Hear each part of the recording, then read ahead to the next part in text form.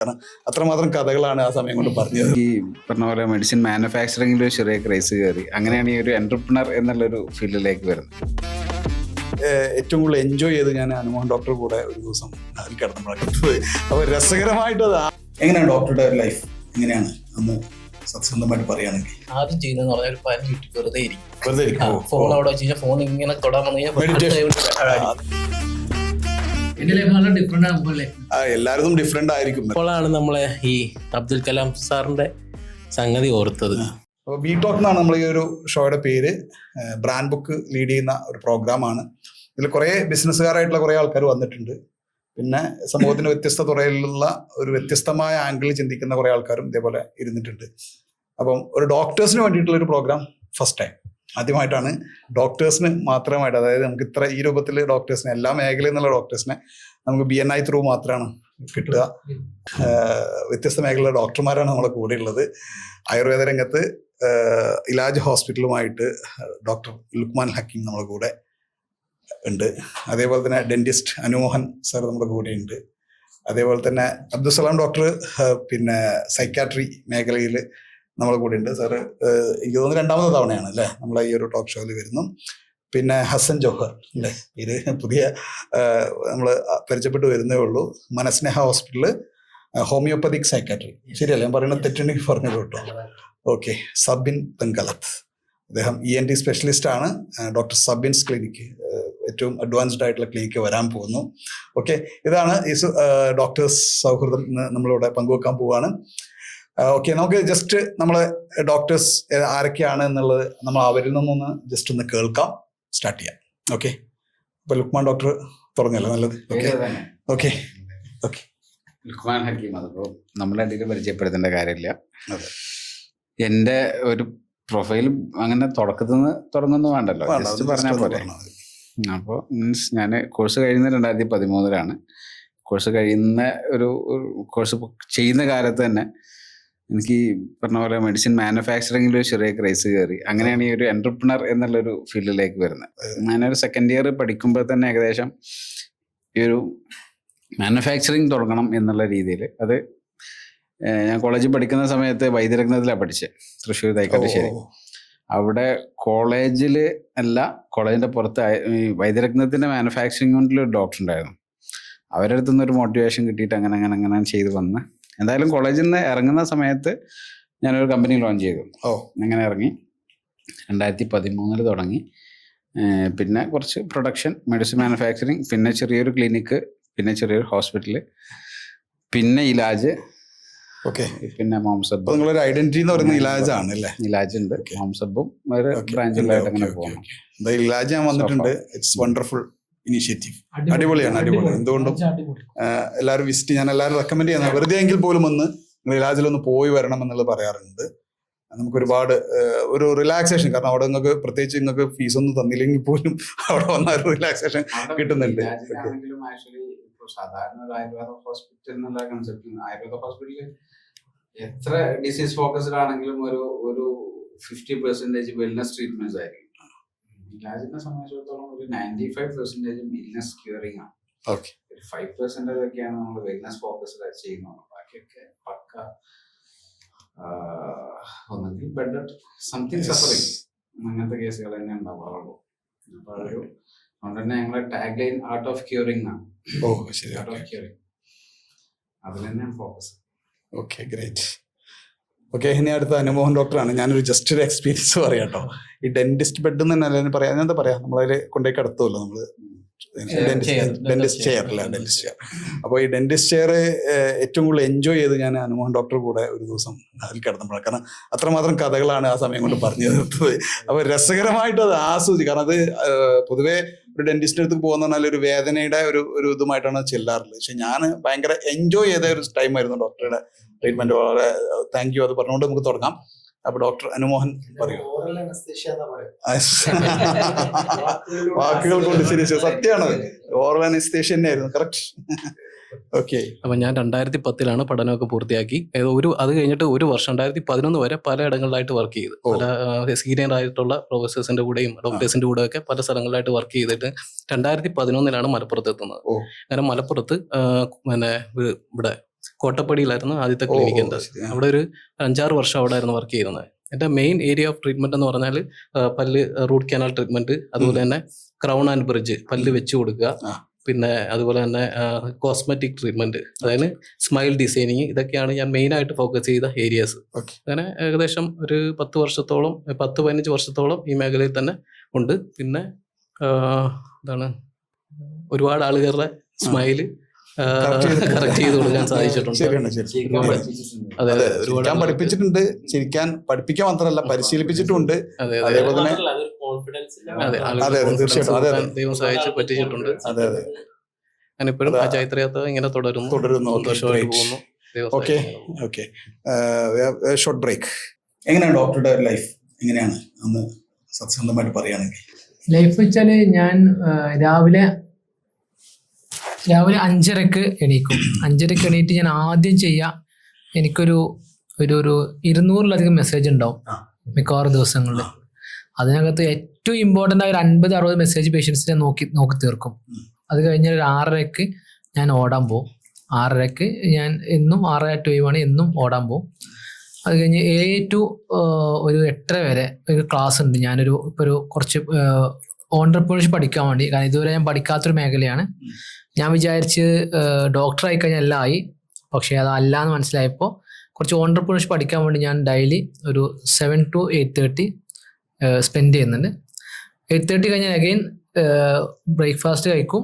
പിന്നെ ഒരു 8:30-9:30 അഗെയിൻ ബാക്കി കുറച്ച് മെസ്സേജ് ഓടി തീർക്കാൻ നോക്കും. എന്നാലും ഒരു 100 മെസ്സേജ് ഇവിടെ ബാക്കി ഉണ്ടാവും. അതുകൊണ്ടാണ് പല പേഷ്യൻസിനും ഒരു പ്രയാസം. പിന്നെ ഒരു 9:30 to ഒരു 1:30 വരെ ഞാൻ കോട്ടക്കൽ എന്നും വർക്ക് ചെയ്യും. കോട്ടക്കൽ അൽമാസ് ആശുപത്രിയിലാണ് ഞാൻ വർക്ക് ചെയ്യുന്നത് എല്ലാ ദിവസവും. 1:30 കഴിഞ്ഞാൽ ഒരു 1:30 to 2:30 ഉള്ള ചെറിയ ബ്രേക്കും ഭക്ഷണമൊക്കെ കഴിഞ്ഞ് വീണ്ടും ഞാൻ ഒന്നുകിൽ മലപ്പുറം MBH ആശുപത്രിയിലോ അല്ലെങ്കിൽ വളാഞ്ചേരി നിസാർ ആശുപത്രിയിലോ ഓൾട്ടർനേറ്റ് ഡേയിൽ പോകും. പ്രാക്ടീസ് പരമാവധി 5:30 നിർത്താൻ ശ്രമിക്കും. പക്ഷെ 5:30 നിൽക്കാൻ കഴിയില്ല. 5:30 വരെ വന്ന ആൾക്കാരെ കാണാൻ ചിലപ്പോൾ 7 മണി വരെ ആവും. അത് 7 കഴിഞ്ഞാൽ തിരിച്ച് വീണ്ടും വീട്ടിലെത്തും. വീട്ടിലെത്തിയാൽ കുറച്ചു നേരം ഫാമിലി ടൈം കുറച്ചു നേരം ഉണ്ടാവും. ഭക്ഷണം കഴിക്കും. രാത്രി 11 മണിയാകുമ്പോൾ ഉറങ്ങും. ഇതാണൊരു യൂഷ്വൽ റൊട്ടീൻ. ഞായറാഴ്ച പരമാവധി പേഷ്യൻസിനെ കാണില്ല. പക്ഷേ ഇങ്ങനത്തെ കുറേ ആക്ടിവിറ്റീസ്, ഓൺട്രപ്രണർഷിപ്പ്, നെറ്റ്വർക്കിംഗ്, അങ്ങനത്തെ ഒരുപാട് പരിപാടിയാണ്. ഇതാണ് ഇപ്പോൾ ഒരു 6 മാസമായിട്ടുള്ള എൻ്റെ ഒരു റൊട്ടീൻ. ഓക്കെ, താങ്ക് യു സലാം. ഡോക്ടറുടെ ഒരു ഡേ ആണ് ഇപ്പം നമ്മളോട് പറഞ്ഞത്. വളരെ എക്സൈറ്റിംഗ് ആണ്. കാരണം നമുക്ക് ഓരോരുത്തരുടെയും ഒരു ഡേ എങ്ങനെയാണെന്ന് അറിഞ്ഞു കഴിഞ്ഞാൽ നമുക്ക് തന്നെ കുറേ കാര്യങ്ങൾ, അതിലുള്ള കുറേ കാര്യങ്ങൾ നമ്മുടെ ലൈഫിലേക്ക് കൊണ്ടുവരാൻ പറ്റും എന്നുള്ളതാണ്. ഓക്കെ, അപ്പോൾ ലുക്മാൻ ഡോക്ടറുടെ ഒരു ദിവസം എന്താന്ന് പറയും? എൻ്റെ ഒരു ദിവസം രാവിലെ എണീക്കുന്നത് അതൊക്കെ കഴിഞ്ഞു ഹോസ്പിറ്റലിൽ എത്തുന്നത് പറയാം. ഓക്കെ, വേണ്ട, മീൻസ് മോർണിംഗ് എണീക്കുന്നത് ഒരു 4:15-4:30 എണീക്കും. ഓ ഗ്രേറ്റ്, അതെണീക്കും. നല്ല ടൈം. അത് 4:10 ടൈമില് അറിയും ഞാൻ ഉണരും. കറക്റ്റ് ഉറക്കം കറക്റ്റ് ഷെഡ്യൂളാ. ഒരു 10:30, ഇന്നലെ 9:30 വീണുണ്ട്. അതില് 10:30 പ്രോപ്പർ അല്ല, ചിലപ്പോൾ 10:30 എന്തായാലും 11-ന്റെ ഉള്ളിൽ എന്തായാലും ഉറങ്ങിയിരിക്കും. ഒരു 4:15 വരെ. അത് കഴിഞ്ഞ് പിന്നെ നമ്മുടേതായ കർമ്മങ്ങളൊക്കെ കഴിഞ്ഞാല് ഒരു 6:15 DBA'ലെത്തും.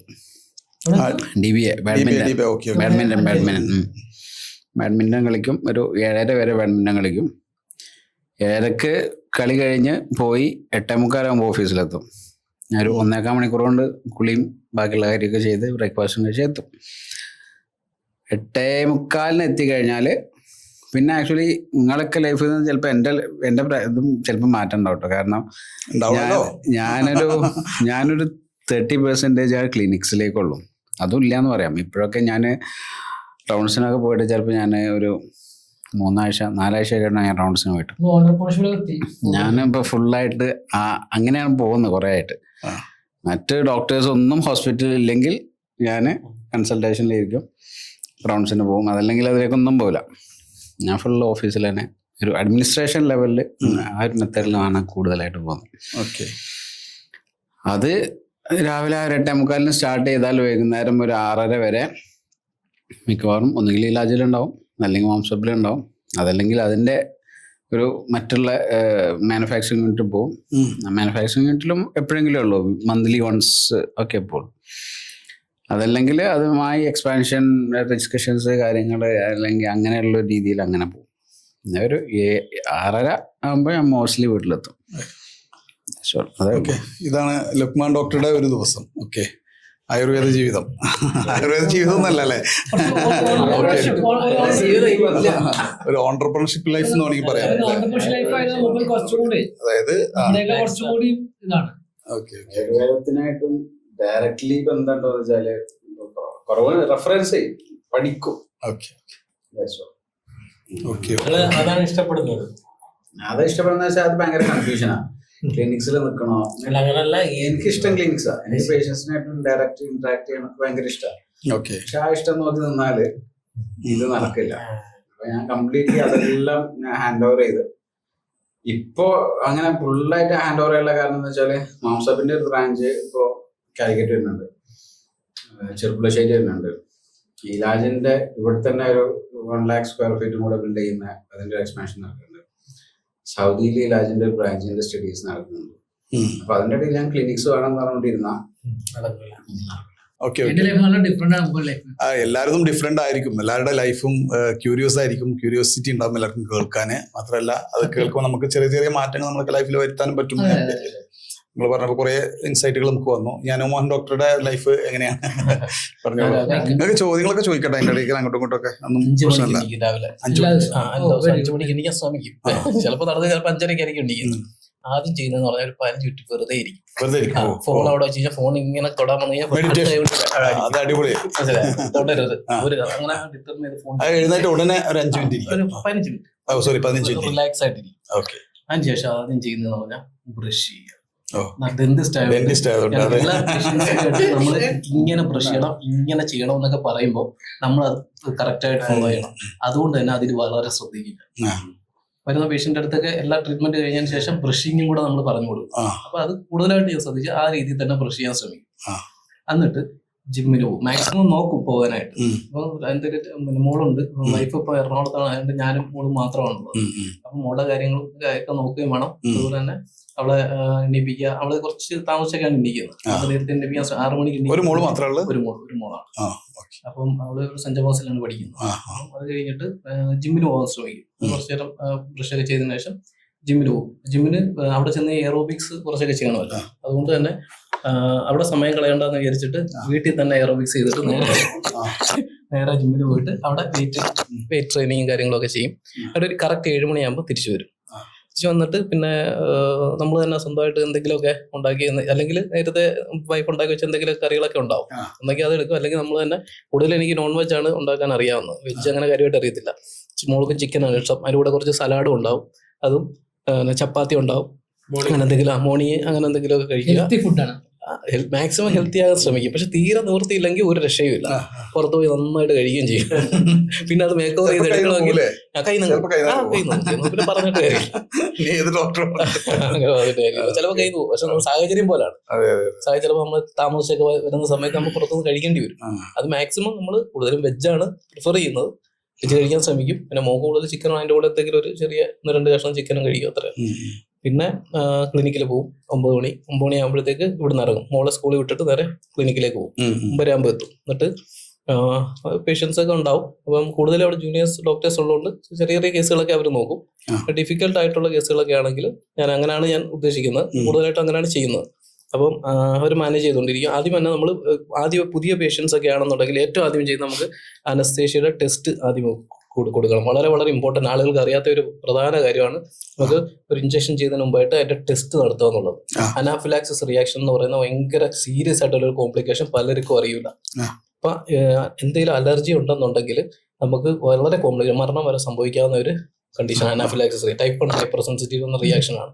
അത് നമ്മൾ വളരെ ശ്രദ്ധിച്ച് അത് ഓരോ ടെസ്റ്റുകൾ, അതുപോലെ BP, ഷുഗർ എല്ലാം നോക്കിയതിന് ശേഷം ഇവൻ എന്തെങ്കിലും വേറെ അസുഖങ്ങളൊക്കെ ഉണ്ടെങ്കിൽ എല്ലാം ടെസ്റ്റ് ചെയ്തതിനു ശേഷം നമ്മൾ ഇത് പ്രൊസീഡ് ചെയ്യും.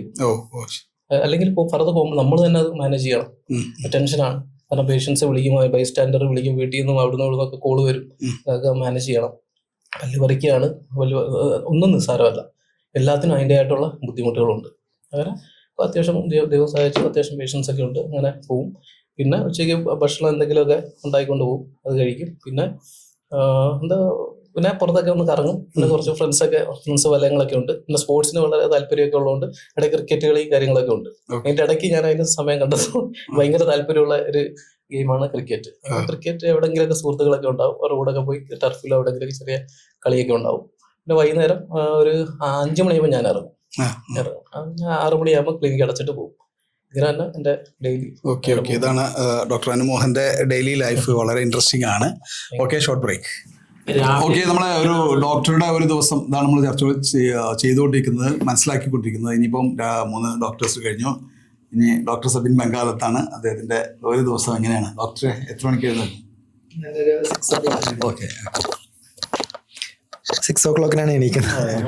ആക്ച്വലി ആലോചിച്ചെടുക്കാനുള്ള ഒരു എനർജി പോലും ഇല്ല, അതുപോലെ ടയർഡാണ് ഇപ്പോൾ. അതിന്റെ റീസൺ തന്നെയാണെന്ന് പറയാനുള്ളത്. അപ്പൊ ഇന്ന് സ്പെഷ്യലി മോനും ഫുട്ബോൾ കളിക്കണം എന്ന് പറഞ്ഞിട്ട് എന്റെ കൂടെ വന്നു. അപ്പൊ ഒരു 6:30 ആയപ്പോഴേക്ക് അവൻ ഫുട്ബോൾ കളിക്കാൻ പോയി, ഞാൻ ബാഡ്മിന്റൺ കളിക്കാൻ പോയി. അപ്പം മോർണിംഗിൽ ഒരു 8:30 ആയപ്പോഴേക്ക് തിരിച്ചെത്തി. 8:30 to 9 o'clock ആകുമ്പോഴേക്കും ഫ്രഷ് ആയി ഭക്ഷണമൊക്കെ കഴിച്ച് 9 o'clock to 10 o'clock പേഷ്യൻസിനെ നോക്കും. ഓക്കെ. പിന്നെ വീട്ടില് പിന്നെ ഒരു 11 o'clock സർജറി പോസ്റ്റ് ചെയ്തിരുന്നു. 2 സർജറി പോസ്റ്റ് ചെയ്തിരുന്നു. ഒന്ന് 11 o'clock മറ്റേത് ഈവനിങ് 4:30 ഓക്കെ. അതാണ് നമ്മൾ പ്ലാൻ ചെയ്യും. ഡെഫിനറ്റ് ആയിട്ടും സർജറി ടൈമിങ്ങും OP ടൈമിങ്ങും ഒക്കെ ചിലപ്പോൾ ചേഞ്ച് ഉണ്ടെങ്കിൽ നമ്മളനുസരിച്ച് സെറ്റ് ചെയ്യും. അതിന് അസിസ്റ്റന്റ് ഉണ്ട്. അപ്പം OP ഈവനിങ്ങിലുള്ള OP ടൈമും കുറച്ച് അതിനനുസരിച്ച് സെറ്റ് ചെയ്തിരുന്നു. ഒക്കെ ചെറിയ ½ an hour ഡിഫറൻസിലാണ് നമ്മൾ സെറ്റ് ചെയ്യുക. അപ്പോൾ 11 മണിക്ക് ഞാൻ എത്തിയപ്പോൾ വേറെ ഒരു സർജറി ഉണ്ട് പറഞ്ഞു. അപ്പോൾ ഞാൻ ആ ടൈമിൽ ശരിക്കും OP കൊടുത്തിട്ടില്ല. അപ്പം ഞാൻ ഏകദേശം 1.5 മണിക്കൂർ പോസ്റ്റായി. അപ്പോൾ ആലോചിക്കുന്നത് എന്താ വെച്ചിട്ടുണ്ടെങ്കിൽ ശരിക്കും പറഞ്ഞാൽ നമുക്ക് ടൈം നമ്മുടെ കയ്യിലല്ല. അപ്പം വെറുതെ ഇരിക്കാനാണ് ആ ഒരു സമയത്ത് നമ്മുടെ ഡെസ്റ്റിനി ഉണ്ടെങ്കിൽ ഓക്കെ ലെറ്റ് ഇറ്റ് ബി എന്നുള്ളൊരു പോളിസിയാണ്. അതുകൊണ്ട് ഡിസ്റ്റർബ്ഡ് ആവരുത് എന്നുള്ളൊരു പോളിസി നല്ല രീതിയിൽ ട്രെയിൻഡ് ആയിട്ടുണ്ട്. ആരോടും അതെൻ്റെ ഒരു ഇറിറ്റേഷൻ കാണിക്കാറില്ല. അപ്പം ഒരു 12:30 ആകുമ്പോഴേക്കും സർജറി നടന്നു. അപ്പം അത് കാരണം ഉച്ചയ്ക്ക് ശേഷമുള്ള പേഷ്യൻറ്റിന് വെയിറ്റിംഗ് 1 hour ഡിലേ ആയി. അവരെനിക്ക് വേണ്ടിയിട്ട് 1 hour വെയിറ്റ് ചെയ്യേണ്ടി വന്നു. അപ്പോൾ 2 o'clock എനിക്ക് ആ പേഷ്യൻസിനെ നോക്കാൻ പറ്റിയത്. അതിനുശേഷം വീട്ടിൽ വന്നു. കുറച്ച് വർക്കൊക്കെ ഉണ്ടായിരുന്നു, കുറച്ച് എക്സ്ട്രാ കാര്യങ്ങളൊക്കെ ചെയ്യാനുണ്ടായിരുന്നു. വീട്ടിൽ വന്നു. ഇതേപോലെ ഞാൻ 4:30 ടൈം വേറെ ഹോസ്പിറ്റലായിരുന്നു സർജറി. അവരോട് ചോദിച്ചു. അപ്പോൾ അവർ പറഞ്ഞു വേറെ സർജറി നടന്നുകൊണ്ടിരിക്കുകയാണ്. ഓക്കെ, ഞാൻ ടൈമിൽ എത്തുമെന്ന് പറഞ്ഞു. ഞാൻ ടൈമിൽ അവിടെ എത്തി. പിന്നെയും ഇതേപോലെ വെയിറ്റിംഗ് ആണ് എൻ്റെ സർജറി നടക്കാൻ വേണ്ടിയിട്ട്. അതൊരു 5 o'clock ആണ് നടന്നത്. അപ്പോൾ 5 o'clock OP കൊടുത്തവരും എനിക്ക് വേണ്ടി പിന്നെയും വെയിറ്റ് ചെയ്യണം. അപ്പം പറഞ്ഞു വരുന്ന വെച്ചിട്ടുണ്ടെങ്കിൽ അവിടെയും ഡിലേ ആയി. അവര് അസ്വസ്ഥത ഉണ്ടാവും, നമ്മുടെ മനസ്സിൽ അറിയാം. അവരിപ്പോൾ ഒരു 1 hour അവരെ ടൈം വേസ്റ്റ് ആക്കണം. ഞാൻ എൻ്റെ ടൈം വേസ്റ്റ് ആയ പോലെ തന്നെ അവരും 1 hour ടൈം അവരുടേതും ഡെഡായിട്ട് പോവുകയാണെന്നുള്ള അറിയാം. പക്ഷെ നമ്മൾ വോള്യൂം കൂടുമ്പോൾ നമുക്ക് അങ്ങനെ ബാലൻസ് ചെയ്യാൻ പറ്റില്ല. നമ്മൾ ബാലൻസ് ചെയ്താലും ചിലപ്പം ഒരുപാട് കാര്യങ്ങൾ ഒത്തു വന്നാൽ മാത്രമേ ഒരു കാര്യം നടക്കുള്ളൂ. ബാക്കിയുള്ള കാര്യങ്ങൾ ഒത്തു വന്നില്ലെങ്കിലും അത് നഷ്ടപ്പെടും. അതാണ് ശരിക്കും പറഞ്ഞാല് എല്ലാ ഡോക്ടർമാർ ജാട കാണിച്ചിട്ടല്ല ശരിക്കും പറഞ്ഞാല് ഈ വെയിറ്റിംഗ് കാരണം. Yes, of course. എനിവേ ഒരു ഡോക്ടറും വെറുതെ ഇരുന്നിട്ട് ഒരാൾ പോസ്റ്റ് ആക്കില്ല എന്നുള്ളത് 200% ഷുവർ ആയിട്ടുള്ള ഒരു കാര്യമാണ്. അപ്പം അത് കഴിഞ്ഞിട്ടാണ് ഇവിടെ ക്ലിനിക്കിൽ വന്ന് പിന്നെ പേഷ്യൻസിനെ നോക്കി. അപ്പൊ ഇവിടെ ലേറ്റ് ആയി. ഇവിടെ എത്താൻ 15 minutes 7:40 ലേറ്റ്. അപ്പൊ അവിടെ 7 മണിക്കാണ് അവിടെ ഫിനിഷ് ചെയ്യാൻ പറ്റിയത്. പക്ഷെ കീപ്പ് ചെയ്യുന്ന ഒരു പോളിസി എന്താന്ന് വെച്ചിട്ടുണ്ടെങ്കിൽ ഫസ്റ്റ് പേഷ്യന്റിനെയും 15th പേഷ്യന്റിനെയും 20th പേഷ്യന്റിനൊക്കെ ഒരേ എനർജിയിൽ നോക്കാനുള്ള ഒരു ക്വാളിറ്റി ബിൽഡ് ചെയ്തിട്ടുണ്ട്. അത് നമ്മളൊരു പ്രസൻസ് ഓഫ് മൈൻഡ്. ചിലപ്പോൾ നമ്മൾ ലാസ്റ്റ് ഒക്കെ ആകുമ്പോഴേക്ക് പുഷ് ചെയ്ത് കഴിഞ്ഞാൽ ആ ഒരു ക്വാളിറ്റിയിൽ തന്നെ നമുക്ക് എത്താൻ പറ്റും. ഇപ്പോൾ വേറൊരു ഹോസ്പിറ്റലിൽ ഒരു ക്ലിനിക്കിലുണ്ട്, ചിലപ്പോൾ 80 പേഷ്യൻസ് ഒക്കെ ഉണ്ടാവും. അപ്പോൾ അവരായിരിക്കും ആക്ച്വലി എനിക്ക് വേണ്ടി 2 hours 3 hours വെയിറ്റ് ചെയ്തിട്ടുണ്ടാവും. ആദ്യം കണ്ടവരൊക്കെ ചിലപ്പം ½ an hour വന്ന് പോയവരായിരിക്കും. അപ്പോൾ കൂടുതലുള്ളവരൊക്കെ പറയും എത്ര സമയം എടുത്തിട്ട് ആ ഡോക്ടർ നോക്കിയെന്ന് പറയും. ഒന്ന് ആലോചിച്ച് നോക്കി 2 മണിക്കൂർ വേണ്ടി എനിക്ക് വേണ്ടി വെയിറ്റ് ചെയ്യണം. അവരെങ്ങനെ ഞാൻ ഈസി ആയിട്ട് ഡിസ്പോസ് ചെയ്യും ചിന്തിക്കാറുണ്ട്. പിന്നെ സാധാരണ ഒരു 8 o'clock ഒക്കെ ആകുമ്പോഴേക്ക് 8:30 ആകുമ്പോഴേക്ക് OP കഴിയും. മോർണിംഗിലാണ് എനിക്ക് കുറച്ചും കൂടി ബ്യൂട്ടിഫുൾ ടൈം ഉള്ളത്. കളിയും കാര്യങ്ങളും എൻ്റെ ഫിസിക്കൽ റിജുവിനേഷൻ സംഭവങ്ങളൊക്കെ അതിൽ ഫിനിഷ് ആവും. അപ്പം അതുകൊണ്ട് ഈവനിങ്ങിൽ ടൈം വേസ്റ്റ് ആവുന്ന പോലെ ഒന്നും തോന്നിയിട്ടില്ല. സാധാരണ എല്ലാവർക്കും ഈവനിങ് ചില സമയത്ത് ലീവ് എടുത്തിട്ട് ഈവനിങ് എൻജോയ് ചെയ്യുമ്പോൾ ശരിയാണ്, അതും ബ്യൂട്ടിഫുൾ ആണ്. Anyway luckily yes exactly. പണ്ടൊക്കെ നമ്മൾ സ്കൂളിൽ പഠിക്കുമ്പോഴേക്കും ഈവനിങ്ങിലാണ് നമ്മൾ കളിക്കാറുള്ളത്. പക്ഷെ മോർണിംഗിൽ അങ്ങനെ ഒരു ടീമുണ്ട്, നമുക്ക് എൻജോയ് ചെയ്യാനും കളിക്കാനും സൊറ പറയാനൊക്കെ മോർണിംഗിൽ നടക്കുന്നുണ്ട്. ആക്ച്വലി ഏറ്റവും ബെസ്റ്റ് ടൈം മോർണിംഗ് ആണെങ്കിൽ എനിക്ക് ആ ഒരു ബെസ്റ്റ് ടൈം എനിക്ക് കളിയിലൊക്കെ ആയിട്ട് ഹെൽത്തി ആയിട്ട്. അപ്പം നൈറ്റിൽ കുറച്ച് ടയർഡ് ആയിരിക്കും. എനിവേ ഒരു ക്വാളിറ്റി ടൈം വിത്ത് കിഡ്സ് ഒരു 10 മണി വരെ 10:30 മണി വരെ പോവും. ഒരു 11-11:30ക്കാണ് ഉറങ്ങുന്നത്. ഇങ്ങനെയാണ്. ഓക്കെ ഡോക്ടർ, പോസ്റ്റ് ആവുന്ന കാര്യം പറഞ്ഞപ്പോഴും ഞാൻ ചെറിയൊരു എക്സ്പീരിയൻസ് ഷെയർ ചെയ്യട്ടെ. പലപ്പോഴും നമുക്ക് പോസ്റ്റിംഗ് കിട്ടാറുണ്ട്. ചിലപ്പോൾ ഡോക്ടേഴ്സിൻ്റെ അടുത്ത് കിട്ടാറുണ്ട്, അല്ലെങ്കിൽ അല്ലാത്ത രൂപത്തിൽ നമുക്ക് കിട്ടാറുണ്ട്. നമുക്കും ഡോക്ടേഴ്സ് തിരിച്ചും ഒക്കെ പേഷ്യൻസിൻ്റെ അടുത്ത് കിട്ടാറുണ്ട്. അങ്ങനെയൊക്കെ പോസ്റ്റിംഗ് കിട്ടാറുണ്ട്. അപ്പം ഞാൻ അതിനൊരു എടുത്തൊരു പോളിസി ഉണ്ട്. അപ്പം എനിക്ക് കൂടുതൽ പോസ്റ്റിംഗ് കിട്ടുന്നത് സുഹൃത്തുക്കളുടെ അടുത്താണ്, ക്ലയൻസിൻ്റെ അടുത്ത് കിട്ടാറില്ല. കാരണം ക്ലയൻസ് പെയ്ഡ് ആയിരിക്കും, അതുകൊണ്ട് അവരെന്തായാലും നേരം വൈകില്ല, നമ്മൾ വൈകിയെങ്കിലേ ഉണ്ടാവുള്ളൂ. പക്ഷെ സുഹൃത്തുക്കൾ നമുക്ക് പോസ്റ്റ് ചെയ്യും. പക്ഷെ ഞാനത് മുൻകൂട്ടി കാണും. അത് ഞാൻ പോസ്റ്റ് പോൺ വർക്ക് എന്ന് പറഞ്ഞൊരു സാധനം ഉണ്ട്. അത് ഈ പോസ്റ്റ് ആവുന്ന സമയത്ത് എടുക്കുന്ന വർക്കാണ് postpone work. Postpone ചെയ്യുന്ന വർക്കല്ല, പോസ്റ്റ് ആവുന്ന സമയത്ത് എടുക്കേണ്ട കുറച്ച് വർക്കുകളുണ്ട്. അത് എപ്പോഴും എൻ്റെ അടുത്ത് സ്റ്റോക്ക് ഉണ്ടാവും. നേരത്തെ നിങ്ങൾ ചോദിച്ചല്ലോ, ഇപ്പോൾ ഡോക്ടറെ കുറിച്ച് ഞാൻ പഠിക്കാൻ തുടങ്ങി. ഡോക്ടറിൻ്റെ ക്ലയൻ്റ് ആയിട്ട് വരുമ്പോൾ എനിക്കത് എക്സ്ട്രാ ഞാൻ എടുക്കേണ്ട ഒരു സംഭവമാണ് ഡോക്ടറെ കുറിച്ച് പഠിക്കുക എന്നുള്ളത്. അപ്പൊ അതിനുള്ള സമയമായിരിക്കും അത്. ആ സമയത്ത് നമുക്ക് ഇപ്പൊ ഇന്നത്തെ കാലത്ത് വളരെ ഈസിയാണ്. ജെമിനി ആയിട്ടും പെർപ്ലക്സിറ്റി ആയിട്ടും ക്ലോണായിട്ടും അതേപോലെ തന്നെ നമ്മളെ ഈ പറയുന്ന ChatGPT ഒക്കെ ആയിട്ടൊക്കെ സമയം സ്പെൻഡ് ചെയ്യുക എന്നുള്ളത് വളരെ ഈസിയാണ്. അപ്പൊ അതിനൊരു സിസ്റ്റം ഞാൻ ബിൽഡ് ചെയ്ത് വെച്ചിട്ടുണ്ട്. എവിടെ പോസ്റ്റ് ആവുകയാണെങ്കിലും പോസ്റ്റ് ആവാൻ തുടങ്ങുന്നത് കണ്ടാൽ അപ്പം ഞാൻ ഈ വർക്കുകൾ സ്റ്റാർട്ട് ചെയ്യും. ആ വർക്ക് മിക്കവാറും ഞാൻ എന്ത് ചെയ്യും, ഈ പോസ്റ്റ് എപ്പോൾ അവസാനിക്കുക അതിന് മുമ്പ് ഇത് തീർക്കും എന്നുള്ള ഒരു തീരുമാനം എടുക്കും. അപ്പൊ ഭയങ്കര എൻജോയ് ചെയ്ത് ചെയ്യാൻ പറ്റുന്ന ഒരു സാധനമായിരിക്കും. അടിപൊളിയായിട്ട് ഞാൻ പലപ്പോഴും ഞാൻ കാരണം ആ പോസ്റ്റ് ആയാളോട് നമുക്ക് ചിലപ്പോൾ ഞാനിപ്പം വളരെ അടുത്തപ്പോൾ നമ്മൾ BNIയിലുള്ള അല്ല വർക്ക് എന്ന് പറഞ്ഞാൽ ഇപ്പം ഡോക്ടർ നേരത്തെ പറഞ്ഞിരുന്നല്ലോ, റിസർച്ച് ഓറിയന്റഡ് ആയിട്ടുള്ള വർക്കുകളൊക്കെയാണ് അപ്പം ചെയ്യാൻ പറ്റുക. അപ്പൊ ആ ഒരു സ്ഥലത്തേക്ക് മാറി. കാരണം എന്നെ സംബന്ധിച്ചൊക്കെ എനിക്ക് ഒരു സാധനം കത്തണമെന്നുണ്ടെങ്കിൽ ഒരു നിലവിലില്ലാത്ത ഒരു അറ്റ്മോസ്ഫിയറിലേക്ക് മാറണം. വേറെ എവിടെയെങ്കിലും ആവാം. അത് ചിലപ്പോൾ ഏതെങ്കിലും ചായക്കടയിലൊക്കെ പോലും ഞാൻ ചെയ്യാറുണ്ട്. ഇത് നാട്ടിൻപുറത്തുള്ള ചായക്കടയിൽ ഒരു ചായയൊക്കെ കുടിച്ചിട്ട് അവിടെ ഇരുന്നിട്ട് ചിലപ്പം ഒരു കൈലിമുണ്ടൊക്കെ എടുത്തിട്ട് ഞാൻ എൻ്റെ വർക്ക് ചെയ്യും. അപ്പം പുതിയ സാധനം കത്തും. അത് ഓരോ സാധനത്തിനും അനുസരിച്ചിട്ടുള്ള ഒരു സ്ഥലത്ത് പോയി ഇരുന്ന് കഴിഞ്ഞാൽ എനിക്ക് കഥ എനിക്ക് അവിടെ വന്നപ്പോൾ എനിക്ക് നന്നായി ഫീൽ ചെയ്തിട്ടുണ്ട്. ഇലാജിലൊക്കെ വന്നപ്പോഴേ അവിടെ ഇരുന്നപ്പോൾ കുറേ സാധനങ്ങളൊക്കെ നമുക്ക് കത്തുന്നുണ്ട്. അപ്പൊ അങ്ങനത്തെ അറ്റ്മോസ്ഫിയറിലൊക്കെ നമുക്ക് എന്ത് ചെയ്യാൻ ചെയ്യാൻ പറ്റും. അപ്പൊ അങ്ങനെ ഈ പോസ്റ്റ് പോൺ വർക്ക് എന്ന് പറയുന്ന ഒരു സ്ട്രാറ്റജി നമുക്ക് അവിടെ ഉപയോഗിക്കാൻ പറ്റും എന്നുള്ളതാണ്. ഇലാജ് വന്നിട്ടില്ല. Okay short break. അപ്പോ the day of a doctor അതാണ് നമ്മൾ സംസാരിച്ചുകൊണ്ടിരിക്കുന്നത്. നമ്മളെ ഹസൻ ജൗഹർ ഡോക്ടറുടെ ഒരു ദിവസം എങ്ങനെയാണുള്ളത് ചുരുക്കി പറഞ്ഞാൽ നമുക്ക് എൻജോയ് ചെയ്യാം. എല്ലാ ദിവസവും സംഭവ ബഹുലമൊന്നല്ല, എന്നാലും ഈയിടെയായി ഇപ്പം 5:30 എണീക്കുന്നു. 5:30 ശേഷം ഉറക്കം വരുന്നില്ല. അപ്പോ 2-3 ദിവസം BNI ചേർന്നതിന് ശേഷം തോന്നുന്നു ഒരു അസുഖം തുടങ്ങിയത്. BNIയില് ഫസ്റ്റ് മീറ്റിംഗ് അറ്റൻഡ് ചെയ്യാൻ പോകുന്ന ഫ്രൈഡേ ഈ പറഞ്ഞ മാതിരി നേരത്തെ എണീറ്റ് ഉറക്കം വരുന്നില്ല. അത് കഴിഞ്ഞിട്ടുള്ള അടുത്ത ദിവസം രാത്രി ഉറക്കം വരാതെ 3 മണി വരെ നിന്നു. അപ്പോ ഐഡിയാസ് ഇങ്ങനെ വരിക.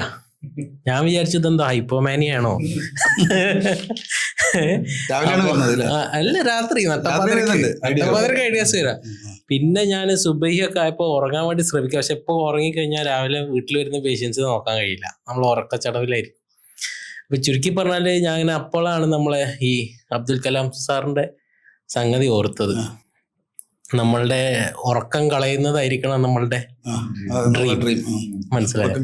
അതെ, സത്യം പറഞ്ഞാൽ വെച്ചാല് നമ്മള് കുറച്ചൊരു ഡിപ്രഷൻ ഫേസിൽ ഇങ്ങനെ കടന്നു വന്നതായിരുന്നു. അപ്പൊ ഉപ്പാക്ക് സുഖമില്ലാതായി, മദർ പാസ്ഡ് അവേ. അപ്പൊ അങ്ങനത്തെ കാര്യങ്ങളൊക്കെ ആയിട്ട് ഇങ്ങനെ, അപ്പൊ അതിൽ നിന്ന് ഇങ്ങനെ ഒരു റിജുവിനേഷൻ ഇപ്പോഴാണ് ഫീൽ ചെയ്യുന്നത്. അപ്പൊ അന്നൊക്കെ ഈ ഡൗൺ ആയി കിടന്ന എനർജി എല്ലാം കൂടി ഇങ്ങോട്ട് തിളച്ചു വരികയാണോ എന്നൊക്കെ തോന്നി.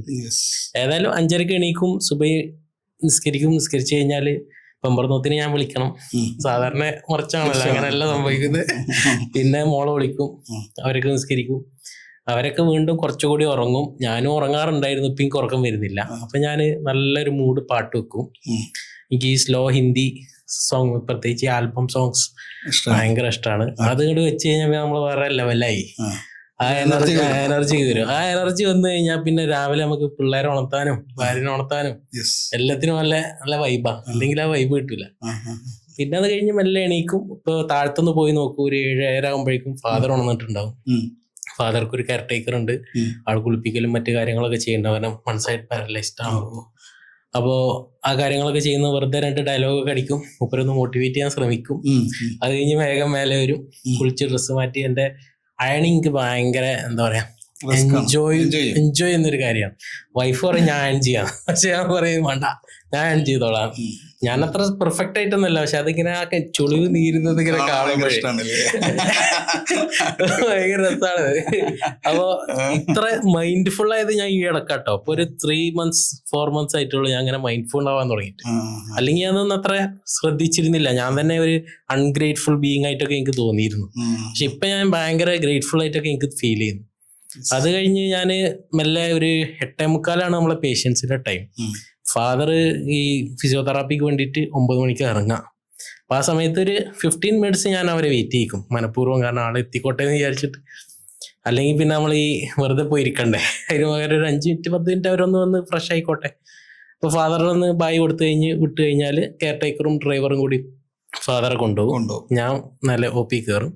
വീട്ടിൽ 1.5 വിട്ടുള്ള ദിവസം മാത്രമേ OP കൊടുക്കുന്നുള്ളൂ. അല്ലാത്ത 1.5 വിട്ടുള്ള ദിവസം എനിക്ക് ഉറങ്ങാനുള്ള ദിവസമാണ്. പിന്നെ അത് 8:45 തുടങ്ങിയാൽ 9:45 10 മണിയോട് കൂടി ഫിനിഷ് ആവും. 10:30 ഞാൻ ഹോസ്പിറ്റലിൽ വരിക. 10 മണിയാണ് സമയം കൊടുക്കുക. പക്ഷെ 10:30 എത്തുള്ളൂ. അപ്പോഴേക്കും എല്ലാവരും വരുള്ളൂ. പിന്നെ ആൾക്കാർക്ക് ഇപ്പൊ നമ്മളറിയാം. അപ്പോൾ 10:30 വന്നു കഴിഞ്ഞാൽ ആദ്യം സ്റ്റാഫിനെ എല്ലാവരെയും ഒന്ന് വിളിക്കും. ജസ്റ്റ് ആദ്യത്തൊക്കെ ഒന്നും പറയാനുണ്ടായിരുന്നില്ല. ഇപ്പൊ എൻ്റെ എനർജിക്ക് തോൽക്ക് നിൽക്കാൻ കഴിയുന്നില്ല. അങ്ങനത്തെ ഒരു ഫീലിൽ എത്തിയിട്ടുണ്ട്. അപ്പോൾ നല്ല സംസാരിച്ചിട്ട് ഒരു വാം ഗുഡ് മോർണിംഗ് ഒക്കെ കൊടുത്ത് ഏതെങ്കിലും ഉണങ്ങി തൂങ്ങി നിൽക്കുന്ന സ്റ്റാഫ് ഉണ്ടെങ്കിൽ ഒക്കെ ഒന്ന് ഉണർത്തി വിടും. മെല്ലെ വിട്ടിട്ട് പരിപാടി തുടങ്ങും. പരിപാടി തുടങ്ങി കഴിഞ്ഞാൽ എൻ്റെ മെയിൻ ഒരു എന്താ പറയാ, ഞാനൊരു ഹണ്ടിങ് ആണ്. അതായത് എനിക്ക് സംസാരിച്ച് ഹാപ്പി ആക്കാൻ കഴിയുന്ന 1-2 ആളെ ഒരു ദിവസം കിട്ടിയാൽ മതി.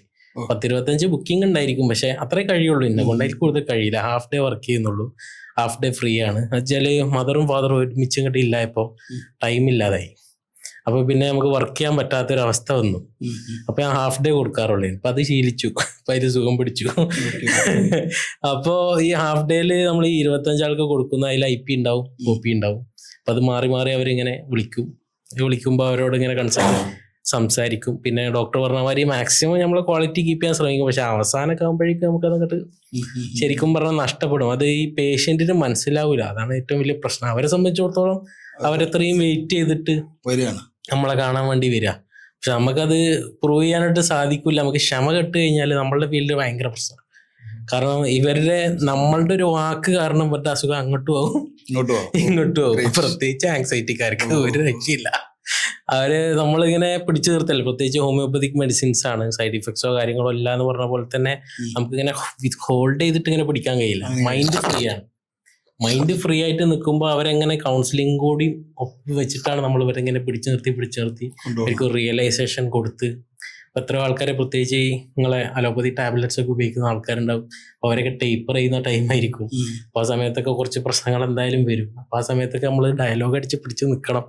പിന്നെ അതിൻ്റെ മുകളിൽ കുറച്ച് നമ്മൾ മെഡിസിൻസ് ഒക്കെ ഇങ്ങനെ ആറ്റി കുറുക്കണം. മെഡിസിൻസ് ചിലത് നമ്മളെ ഹോമിയോപ്പതി സൈഡിൽ എന്ന് പറഞ്ഞാൽ നമുക്ക് ഒരു സ്പെസിഫിക് ഡെഫിനിറ്റ് മെഡിസിൻ ഇല്ല. അപ്പോൾ പനിക്ക് പാരസെറ്റമോൾ എവിടെയും കൊടുക്കാമല്ലോ. നമുക്കങ്ങനെ പനിക്കൊരു പാരസെറ്റമോൾ ഇല്ല. നമുക്ക് ഓരോ ടൈമിലും ഡിഫറെൻറ്റ് മെഡിസിനാണ്. അത് കൊടുത്താലേ ആക്റ്റീവ് ഉള്ളൂ. അതാണ് ഇതിൽ ഏറ്റവും വലിയ പ്രശ്നം. നേരെ മറിച്ച് ഈ പറഞ്ഞ മാതിരി ഭൂമിയിലുള്ള ഏത് രോഗത്തിനും മരുന്നുണ്ട്. അത് ഡെഫിനറ്റ് ആയിട്ട് വർക്ക് ചെയ്യാത്തതിന്റെ വിഷയം അതാണ്. ആ യുണീക്ക് ആയിട്ടുള്ള ഒരു പിക്ചർ അത് തന്നെയാണ് നമുക്കിപ്പോ ഈ ഡോക്ടേഴ്സ് ഡിസ്കഷനിലേക്ക് തോന്നിയത്. എല്ലാവരും അവരവരുടെ രീതിയിൽ ഇങ്ങനെ ഉയർന്നു വരുമ്പോൾ അവരവരുടെ ശരിക്കും പറഞ്ഞാല് ഡ്രീമിലേക്കാണ് നമ്മളിങ്ങനെ നടന്നുകൊണ്ടിരിക്കുന്നത്. അപ്പൊ ഡ്രീമിലേക്ക് നടത്തല്ലേ ശരിക്കും എൻജോയ് ചെയ്യണം. അപ്പൊ ഞാൻ അടുത്ത മാസം ഒരു ട്രിപ്പ് പോകുന്നുണ്ട്. ട്രിപ്പ് എത്തരുതേന്നാണ് ഞാൻ വിചാരിക്കുന്നത്. കാരണം എത്തിക്കഴിഞ്ഞാൽ കഴിഞ്ഞില്ലേ. അതുവരെയാണുള്ള രസം, അതുവരെ അല്ലേ രസം. അപ്പൊ സലാം ഡോക്ടർ വിചാരിച്ച സ്ഥലത്തെത്തി കഴിഞ്ഞാല് നമ്മളെ വിൽ സ്മിത്ത് പറഞ്ഞ മാതിരി ഞാൻ അവിടെ എത്തി ഒന്നുമില്ലായിരുന്നു പറയും. മനസ്സിലായി. അതുവരെയാണ് രസം. അതുവരെ നമ്മളിങ്ങനെ ചാർജ് ആയിട്ട് ഓടിക്കൊണ്ടിരിക്കുന്ന നമ്മളെ പ്രശ്നങ്ങള്, നമ്മളെ കാര്യങ്ങള് തീർച്ചയായിട്ടും. പിന്നെ ഇപ്പൊ ഞാൻ എന്റെ വൈഫിനെ കൂടെ കൂട്ടും. അവളപ്പം ഇന്ന് അപ്പോയിന്റ് ചെയ്തു, തസ്തികയൊക്കെ കൊടുത്ത് സ്റ്റാഫിന്റെ മുന്നിൽ ഇൻട്രൊഡ്യൂസ് ചെയ്തു. എൻ്റെ ബെസ്റ്റ് ഫ്രണ്ട് അവൾ തന്നെയാണ്. അപ്പം അവളെ ഞാൻ ഇപ്പൊ പ്രൈവറ്റ് സെക്രട്ടറി ആയിട്ടും പബ്ലിക് റിലേഷൻസ് ഓഫീസർ ആയിട്ടും ഗസ്റ്റ് റിലേഷൻസ് ആയിട്ടും സൈക്കോളജിസ്റ്റ് ആയിട്ടും ഇങ്ങനെ 4 തസ്തികകൾ കൊടുക്കുന്നുണ്ട്. നമ്മൾ കൊടുക്കുന്നില്ല. ശമ്പളം കൊടുക്കാത്തതിന്റെ കാര്യം എന്താ വെച്ചാല് ഈ വന്നതിന് ശേഷം റവന്യൂല് മാറ്റം കാണിച്ചോണ്ട അതിന്റെ എത്ര പെർസെന്റേജ്. അതാവുമ്പോ കട്ട മോട്ടിവേഷൻ അല്ലേ. കട്ട മോട്ടിവേഷൻ എന്ന് പറഞ്ഞാല്